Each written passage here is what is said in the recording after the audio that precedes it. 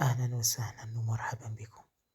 قصة اليوم قصة جريمة الشاب الجامعي في واران سنة 2022. اختفاء شاب اسمه رمزي، اسم مستعار نحافظ على الاحترام. طالب جامعي في السنة الأخيرة، خرج نهار الجمعة باش يروح لمكتبة صغيرة في وسط المدينة. مرجعش عائلته بلغوا الشرطة، لكن المفاجأة كانت فيديوهات الكاميرا مراقبة. شافوا يركب في السيارة الرمادية، نفس النوع الذي كانت محل شبه في القصة الأولى لقبل الهادي. نفس اليد المحققين في هذيك اللحظة بدأوا يشكوا باللي اللي دار جريمة الطفل هو نفس الوراء اختفاء رمزي.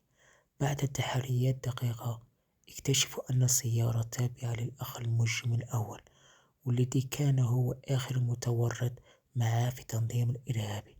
الطريقة كانت نفس الشيء، يخطف الضحية، يهدد العائلة باش يطلب الفدية ومن بعدها يقتلها خوفا من الفضيحة. جريمة مروعة. بعد أيام من البحث لقاو جثة رمزي في منطقة جبلية قريبة من وهران، داخل حفرة وعليها آثار تعذيب بشعة.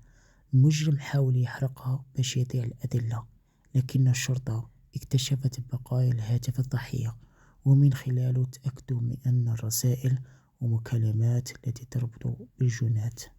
تم القبض على الجاني الرئيسي عبد القادر وأخوه، ومعهم زوجة واحد فيهم التي كانت تساعد في القضية لكشف الشبكة الخطيرة، تستعمل الاختطاف لجمع مالي لصالح تنظيم إرهابي بالخارج. المتهمين تحاكموا في محكمة وهران، والعقوبة كانت الإعدام بسبب بشاعة الجرائم، لكن الإعدام غير مطبق في الجزائر، لذلك يكون السجن مؤبد. وهذه هي كانت نهاية القصة.